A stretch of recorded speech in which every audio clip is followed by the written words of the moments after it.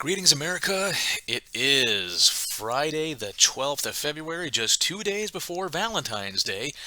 Once again, it is a wet, cool, kind of, just one of those meh days here in southeastern coastal Carolina. And lots of stuff going on. Um, Although, is it really? Because if you have the capacity to tune out, which I highly advise, I extremely advise tuning out. If you have the capacity to tune out, then maybe in your small little world, not a whole lot is going on. In which case, good for you. If you're like the rest of us, and whether you have news, whether you have social media, just some way to be connected to the country in any way, shape, or form, lots going on. And we'll try to keep it relatively short and to the point.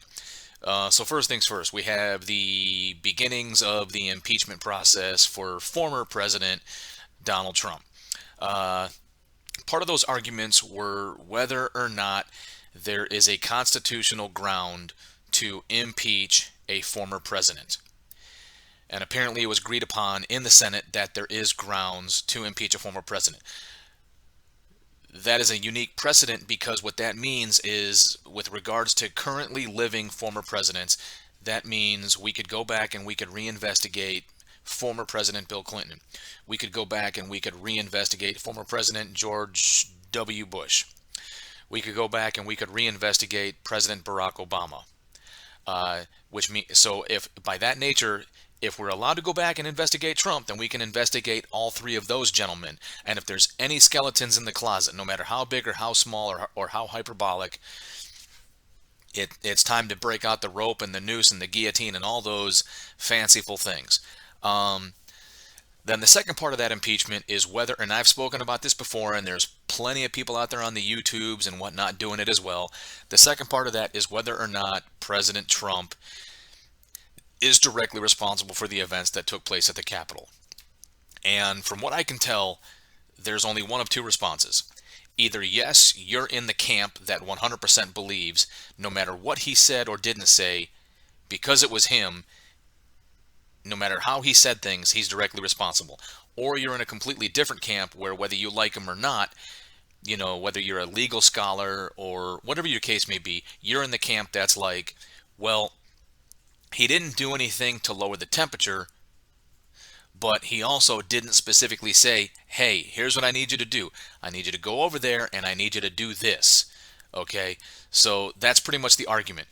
Did he specifically give orders and directives on what to do, or did he use words and language that, did not give specific instructions, but, and I feel like I'm using terms that don't make sense.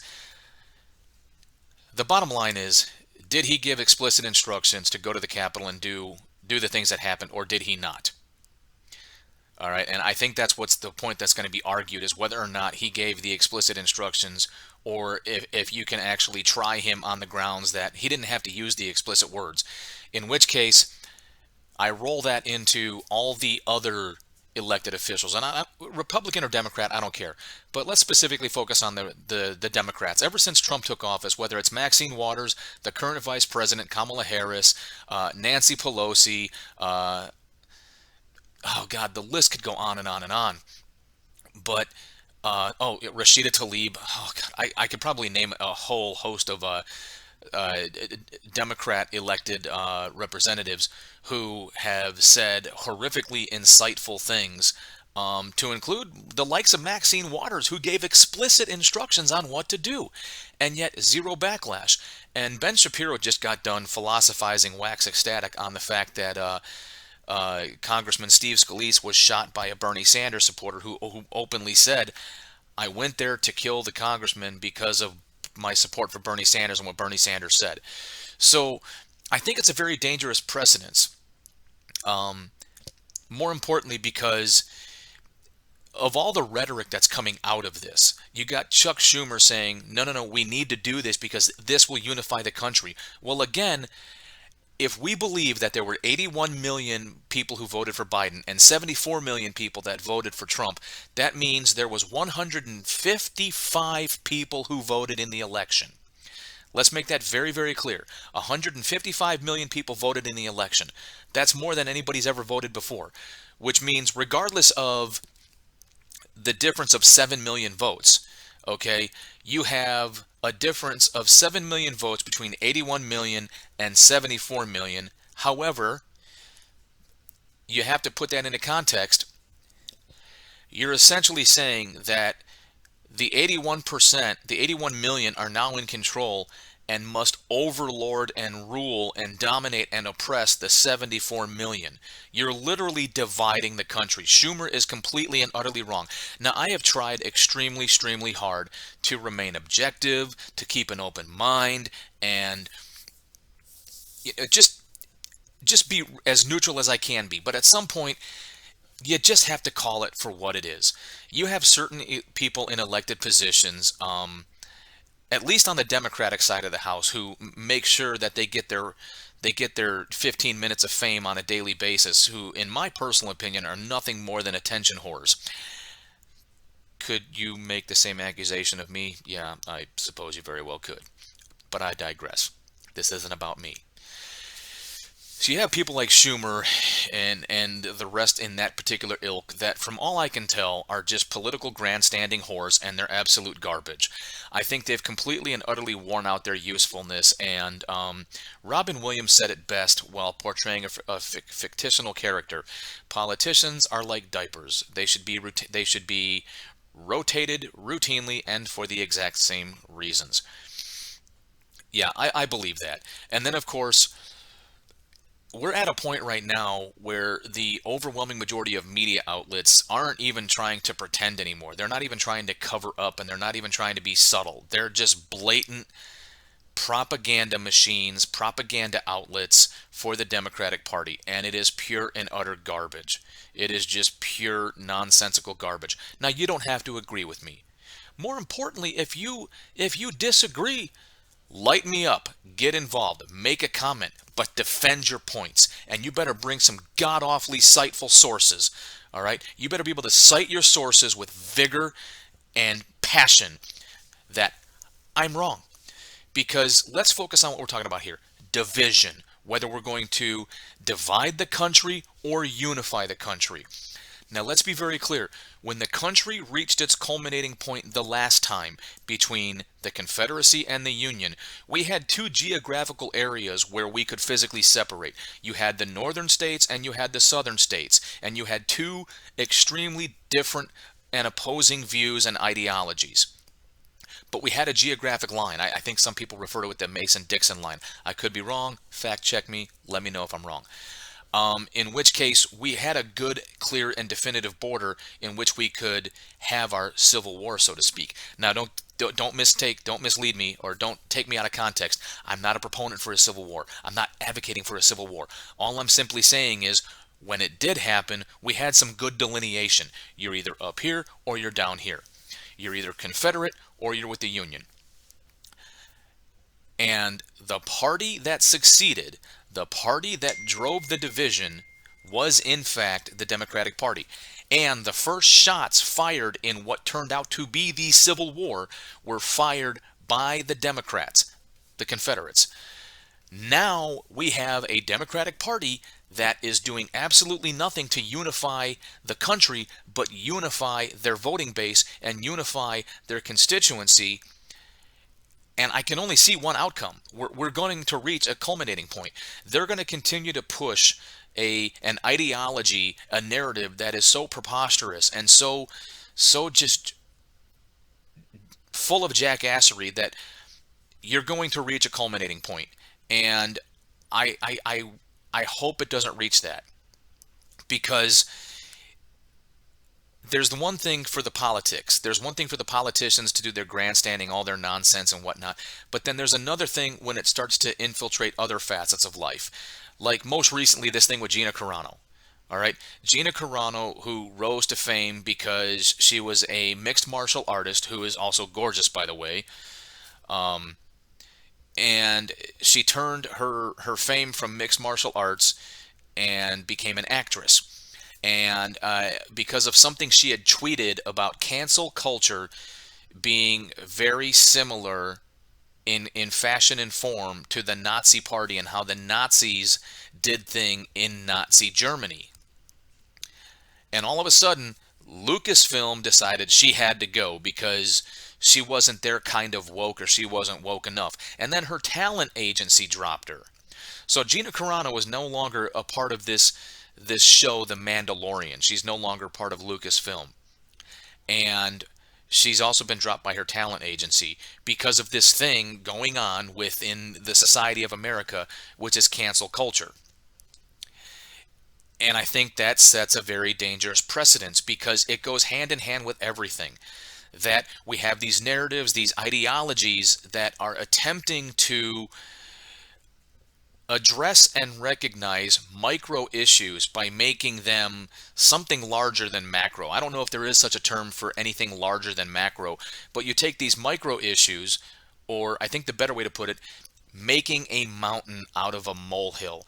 We have basically people who ideologically, sociopolitically lean to the left, creating these massive mountains out of what is nothing more than a molehill, and it's creating tremendous diversity in our country. It's creating tremendous diversity in our society. Now, at the outset, I wanted this page to be an open platform, an open forum to discuss. We don't have to agree on things. If you agree that Gina Carano should have been canceled or whatnot, hit me up. Let's talk about it. Explain your point of view. But also do me a favor. Do some research and bring some citations to the table. Make your argument coherent and whatnot. Sound educated in the matter. Otherwise, you're expressing an opinion, which is fine. You can have an opinion. You have to understand opinions are not facts. You can have an opinion based on facts, but opinions itself are not facts, which is why Ben Shapiro, his greatest phrase is facts don't care about your feelings, because opinions tend to deal with emotions. All right? And what happens is we're having this opinion driven, this emotion driven, socio-political, thing going throughout our country. And I apologize if I seem like I'm getting tongue-tied. It's just I can't come up with the right words at the moment because, quite frankly, I'm flustered.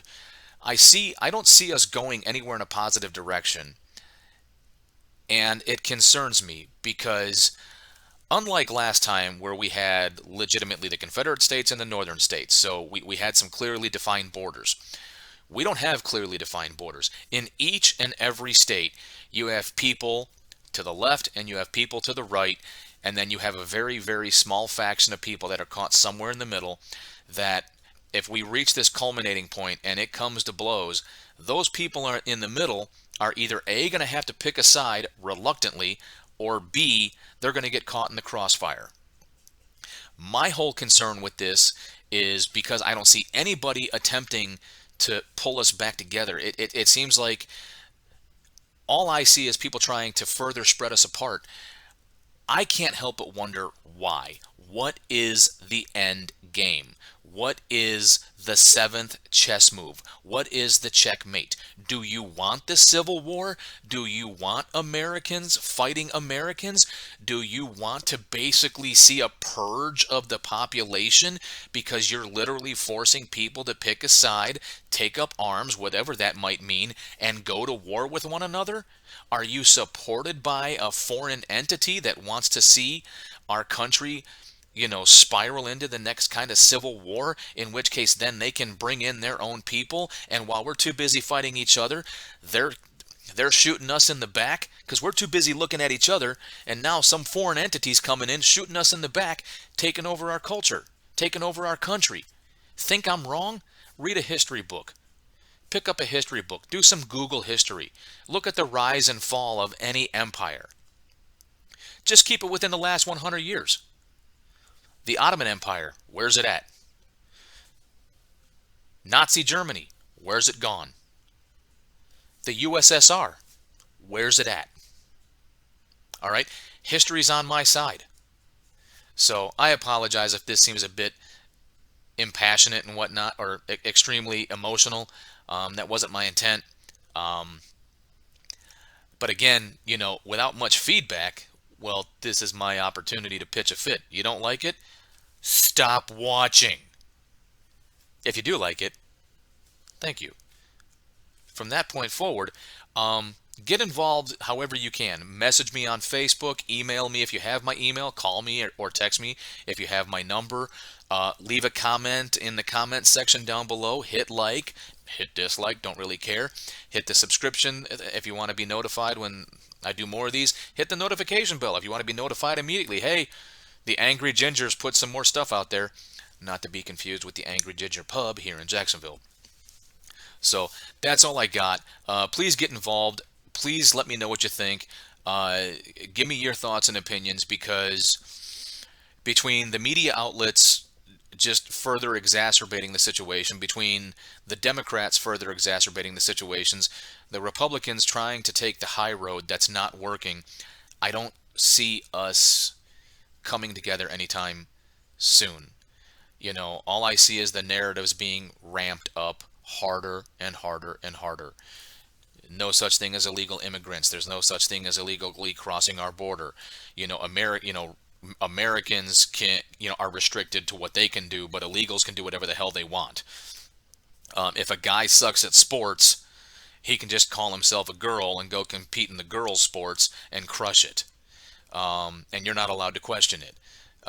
What else is there? Oh yeah, you're only racist if you're white. You're even more at risk of being an evil person if you're a straight white male. Really? Because that's going to unify the country, letting all the straight white males know that you're the root of all evil. I mean, there's the devil, and then there's straight white males, but I can't really decide who's higher on the list. Yeah, because that's unity. Telling all these people, black, brown, woman, gay, whatever, that they're victims, and that we need to celebrate the victim status, not teach them how to rise up, overcome, adapt, improvise. But no, we got to celebrate the victim. We got to increase victim points and increase the currency of victimhood. And then we need, more importantly, we need to bait and switch. And we need to find people to blame. All of that garbage is going to do nothing more than build on top of itself and reach a culminating point. But if you disagree, I won't know unless you say anything. So that's all I got. Y'all take care. Enjoy your weekend. Oh, and happy Valentine's Day.